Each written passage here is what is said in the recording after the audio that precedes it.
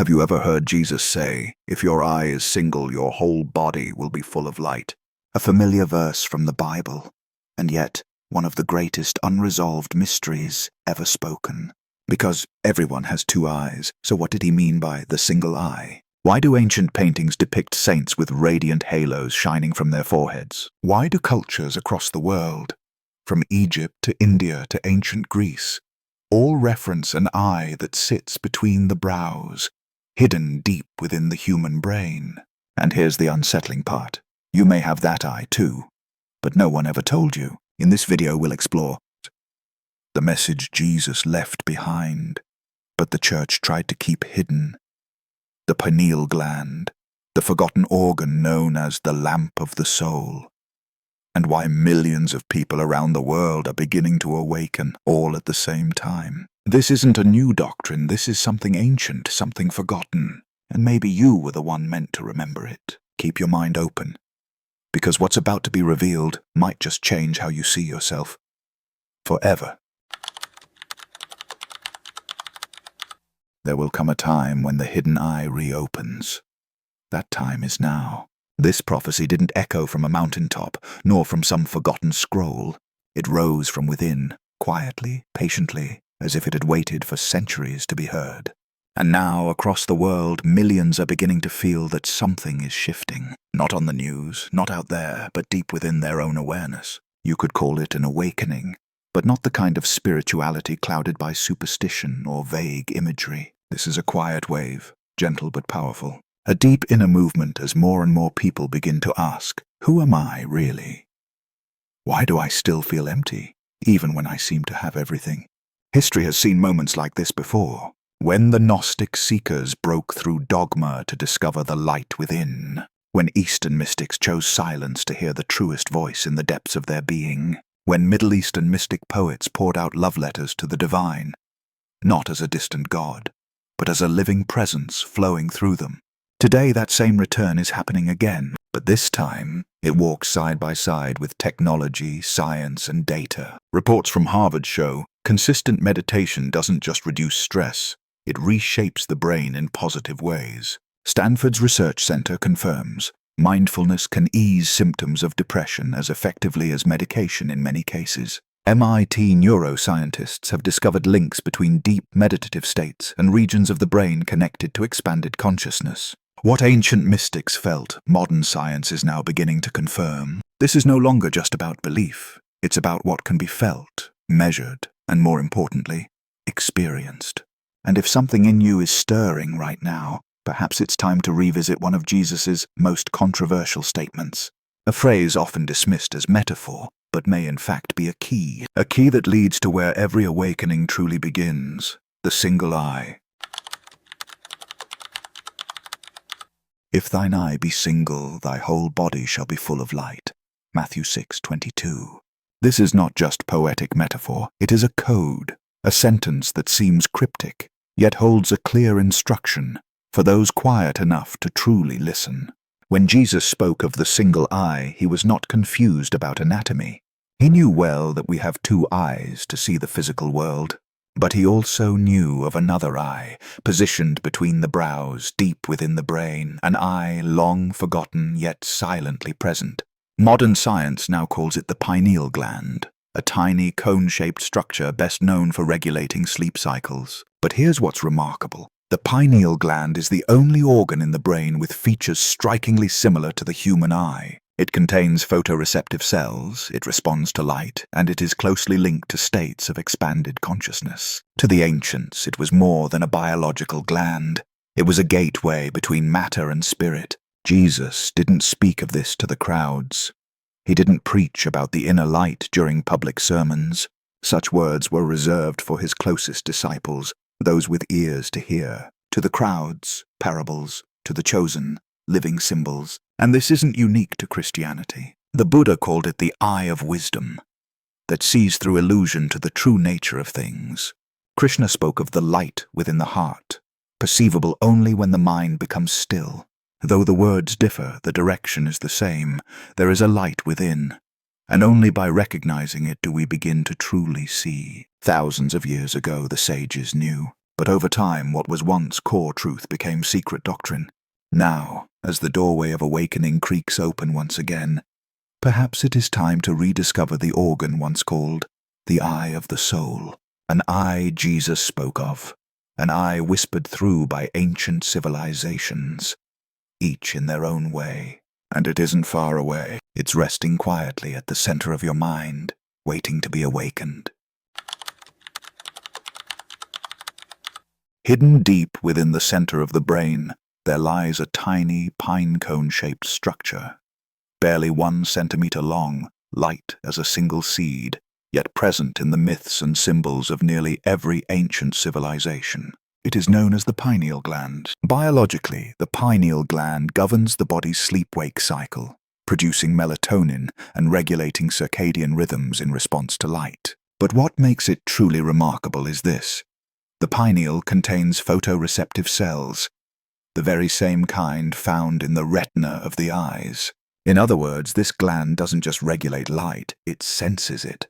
For many neuroscientists, the pineal remains one of the most mysterious regions of the brain. It not only responds to external light, but becomes highly active during deep dreaming, meditative states, and near-death experiences.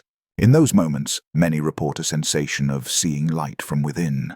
It is no coincidence that ancient Egypt depicted the Eye of Horus with a shape nearly identical to the cross-section of the pineal gland. It is no accident that Hindu deities bear a red dot between the brows, the seat of the Ajna chakra or third eye. And it is more than artistic choice that Christian saints in classical paintings are shown with radiant halos emanating from the forehead, the exact location of the pineal within the human brain. Though separated by faith, culture, or language, they all point to the same place, the one organ said to perceive both the visible and the invisible. But over time, this inner gateway fell into slumber. Fluoride buildup in drinking water, chronic stress, artificial light, and electromagnetic interference all contribute to its calcification and dormancy, dimming it like a lamp slowly gathering dust. As it dims, dreams grow shallow, emotions lose depth, intuition becomes faint, and most importantly, the door connecting us to the inner light quietly begins to close. But what's hidden is not lost. With proper care, that light can return. To reignite this long sleeping lamp requires more than knowledge. It demands practice. It calls for a return to an ancient journey passed down by mystics and sages, a path that leads to the reactivation of the gateway between human and source, the gateway that has always been there, waiting for a word of awakening. Thousands of years ago, the ancient Jewish people built a structure unlike any other, a sacred temple in Jerusalem. But this was more than a place of worship. It was a blueprint. The temple was designed in 3 parts. The outer court, where anyone could enter. The holy place, reserved for the priests alone. And the Holy of Holies, the innermost, most sacred space, where only the high priest could enter, once a year, to stand before the presence of the divine. And here lies the mystery. This layout perfectly mirrors the human body. The body itself is the outer court, interacting daily with the world, feeling, moving, responding. The heart, where emotion, trust, and love arise, resembles the altar that burned continuously in the holy place, a sacred chamber, yet alive within daily life. And deeper still, at the center of the brain, lies the Holy of Holies, unseen by the eye, but always present. That place is the pineal gland, the sacred lamp once spoken of in ancient texts. In the old temple there stood the menorah, a 7-branched lamp that was never allowed to go out. In the human body, the pineal is that lamp. When it is lit, the whole body is filled with light. When it grows dim, so too does the world around it. Cultures across time have carried symbols that mirror this exact design. In Hinduism, energy ascends through 7 chakras, from the base of the spine to the crown of the head. In Buddhism, the Ajna chakra, the third eye, is the center of insight beyond logic. In Judaism, the menorah represents the living flame of divine presence that never dies. All of them point in the same direction. This body is not just flesh, it is a living temple. But over time, in our modern world, we forgot how to read the map. Religion became ritual, science became separation, the body became mere biology, and yet the blueprint remains. The temple remains. And if the inner lamp is lit again, we may finally see that what we've been searching for outside was always within. From here, the journey now moves deeper into how this lamp actually works and how it can be awakened once more. Because a temple is only truly alive when the light within is turned on. At the center of the inner temple, where the pineal gland quietly resides, there is a lamp, not fueled by oil, not powered by electricity, but by awareness. And through the centuries, many spiritual traditions have preserved the knowledge of how to light that lamp. For Kundalini yoga practitioners, it is pranayama, the art of breath control. By drawing energy from the base of the spine upward through the chakras, the practitioner channels prana to the point between the eyebrows, the so-called third eye. In the deepest moments, as breath falls into stillness, consciousness begins to shine. For the Christian mystics, monks dwelling in silent mountain solitude, it is hesychasm, a form of silent prayer. They do not pray with words, but with breath. Breath aligns with heartbeat, and the prayer becomes an inner rhythm, resonating in the stillness of the soul. Those who journey deep into that state speak of a radiant inner light that no physical eye could ever see. For the ancient Egyptians, dreams were not unconscious chaos, they were initiation. Chosen individuals would enter the darkest chambers of pyramids into total, deliberate blackness to find the light within. They believed only in absolute darkness can the true light be revealed. And today, these practices can still be followed. Simple yet profoundly transformative. Try this short meditation. Sit still with your spine upright. Gently rest your attention at the point between your eyebrows, about 2 finger widths deep into the forehead. Inhale slowly and visualize a small light beginning to glow in that space. Exhale gently and imagine the light spreading softly throughout your head. Repeat for several minutes, allowing the light to become a natural rhythm. You don't need to withdraw from the world. You don't need to leave daily life behind, because this lamp is not lit in caves or deep forests. It is lit in the ordinary moments of life. When a person learns to be fully present and to remember what was once forgotten, and once that light begins to flicker back to life, it unlocks something greater. A state of awareness that reaches beyond the boundaries of life and death. A threshold spoken of in many names throughout the ages. And in the next part, this journey will cross into that deeper realm. When a young girl died, the people wept and mourned, but Jesus came, looked at the crowd, and said, "She is not dead, but sleeping." Those around him laughed.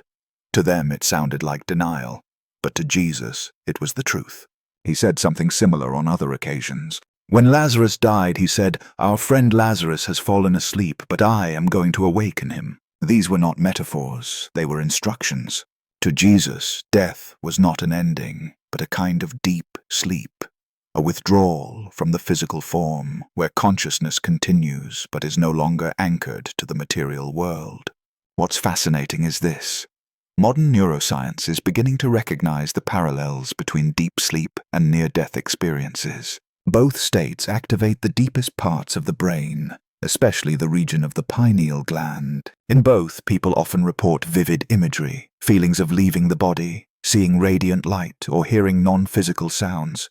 During REM sleep, the stage of deepest dreaming, the pineal gland releases melatonin, and some studies suggest that at the threshold between life and death, this same gland may release DMT, a powerful compound that induces intense spiritual experiences, often described as a journey through light. To the mystics, resurrection was not simply a return to the body. It was the return of awareness at a higher level. A new form of life no longer ruled by fear, ignorance, or forgetting. And that state, once thought to belong only to a miracle from 2,000 years ago, is still possible. Here, now within. We don't need a stone tomb. We don't need an outside miracle. Every night when we enter deep sleep, we rehearse death. And every morning we awaken. If we truly awaken, it is a chance at rebirth. But some wake up and never truly open their eyes. And others, without ever leaving this world, have learned how to rise again from within. When the inner lamp is lit once more, When awareness returns to the center, resurrection happens. Not with thunder, not in myth, but as a light that was never gone, now finally seen clearly. And when that light returns, a new faculty awakens as well, a kind of awareness Jesus hinted at in his final teachings, a power that surpasses every limitation humans ever believed to be real. And in the next chapter, we'll begin to explore that power. In the final hours before he left this world, Jesus spoke a sentence that has puzzled people for centuries. "The works that I do shall you do also, and greater works than these shall you do." If his purpose was to be worshipped as a unique, unreachable being, this statement would make no sense. But if Jesus came to open a path, a state of consciousness that could be awakened in every human being, then suddenly everything becomes clearer. In mainstream religious tradition, Jesus is often placed on a pedestal, exalted, distant, holy in a way that separates him from the rest of humanity. But in his deepest teachings, Christ is not a name reserved for one individual. Christ is a state of consciousness, where love, clarity, compassion, and deep awareness flow as one. Religion emphasizes belief. Spirituality emphasizes awareness. Religion seeks God outside. Spirituality finds God within. And in the words of Jesus, we see both levels interwoven. The kingdom of God is within you. This wasn't just a beautiful phrase. It was an instruction. Yet over time, many were led to believe that Jesus was the only exception, that no one else could reach the light he carried. That belief, however unintentional, has hidden the original message. We were not called to bow down, but to rise up. Not to admire the path from a distance, but to walk it just as he walked before us. When we view Jesus not as a detached deity, but as the prototype of conscious evolution, everything changes. Love becomes possible. Clarity becomes trainable. Inner light becomes something that anyone can awaken. And at that moment, a natural question arises. If this inner power is meant for all, why has it been forgotten? Who hid it, and why? The next part will open that door. We will enter the history of a truth once concealed, not because it was false, but because it gave humanity more power than any system was ever willing to allow. When the first communities of believers emerged after the time of Jesus, they didn't build churches, create rigid doctrines, or use power to command obedience. Instead, they gathered in silence, shared deep experiences of inner light, and believed that God did not sit upon a distant throne, but was alive within every soul. Many sacred writings were born in that time. The Gospel of Thomas, where Jesus clearly says, "The kingdom is inside of you, and it is outside of you." The Gospel of Mary, where Mary Magdalene is not a sinful woman, but the one entrusted with esoteric knowledge. The Gospel of Philip, the Gospel of Truth, and many other Gnostic texts. All spoke of a path that leads within. But then, empires rose. Religion was no longer a personal journey. It became a tool for the concentration of power. The writings that handed freedom back to the individual were labeled heresy. Those who guarded the inner light were condemned, because if a human being is a living temple, then who needs towering cathedrals? If the light already lives within, what meaning remains for external control? History repeats, though the methods evolve. Today, power no longer rests solely in empires or religious institutions. It hides in distraction through media, obedience-based education, comparison-fed social networks, and a consumerism that numbs the soul. The inner light is not banned, only quieted. By noise, by pressure, by the fear of being different. But the light never left. It has simply been waiting to be called by name. And if we truly believe that God is within, that the most sacred temple is this very body, that Christ is not far away, but asleep in the mind, then every choice begins to shift. Different in how we listen, different in how we love, different in how we live each day. The next part is not a teaching. It is an invitation, a direct experience, as you, the listener, are invited to step into the deepest silence and touch the light that has never gone out, a single lamp within the temple waiting to be lit again. It is time not just to understand but to feel, not with the mind but with presence, not through analysis but through experience. Right now, if you're in a quiet, safe space, prepare yourself. No special posture is required, just stillness. Everything begins with a single breath. Begin a short 3-minute ritual to awaken the pineal gland. Step 1. Close your eyes. Bring your attention to the center of your forehead, about 2 finger widths behind that point. That is where the pineal gland rests. Step 2. Inhale deeply through your nose. As you breathe in, visualize a small golden or white light glowing at the center of your forehead. Soft, gentle, like a candle just beginning to flicker. Step 3. Exhale slowly through your mouth. As you breathe out, feel the light spreading through your head. No need to force it, just allow. Repeat this 5 times. Inhale, light brightens. Exhale, light expands. Keep your breath steady. The light will grow warmer, wider, flowing down your neck, touching your heart, spilling into your whole body. Once the light fills your body, see it extending beyond your skin, forming a gentle aura around you. Like a cloak of radiant light, like a lamp finally relit after centuries of sleep. And now, in the deepest silence, if you feel called, whisper these 3 words. I am awake. Not as a slogan, but as a message to the space around you, to your soul, and to everyone else who is also awakening the lamp within. Write I am awake in the comments, not to impress, but to mark the moment, to send out a signal, to let others searching for the light know they are no longer alone. Because when one lamp is lit, the darkness nearby begins to fade, and when thousands, even millions of lamps are lit together, what was once called prophecy becomes reality. And that reality does not descend from the heavens, it rises from within, from the place where the pineal gland has waited silently in each of us, awaiting its signal to come alive again. The next part won't be about a character. It will be about you, as the promise being fulfilled, not the return of someone, but the return of something that has always lived inside you, long before you were born. For centuries, the concept of the Second Coming has often been understood as the return of a supernatural figure descending from the heavens, bringing miracles, power, and judgment. Millions of eyes have looked skyward, waiting for a sign to appear from outside. But few have paused to ask, if that light once lived inside one human being, why couldn't it awaken within many? In his most profound teachings, Jesus did not speak of the return of a single individual. He spoke of a state of being, a moment when people would realize they are not separate from God, but the very space where God is alive. Christ consciousness is not a destiny reserved for one. It is a seed planted in all of us, waiting to be awakened.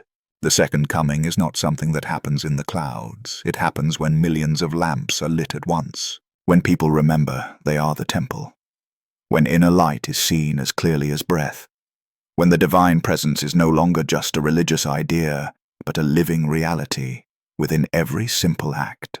You are the light. You are the temple. You are the fulfillment of prophecy. There is no need to seek a miracle, because the miracle is this very moment, when one human being, amidst the noise of the world, chooses to return to the light within. And if this is happening all across the earth, in quiet rooms, in hearts remembering what was once forgotten, then prophecy is no longer something we wait for. It is happening, and you are part of it. The final question is no longer, is it true, but rather, how will you live knowing you are the lamp that is now shining?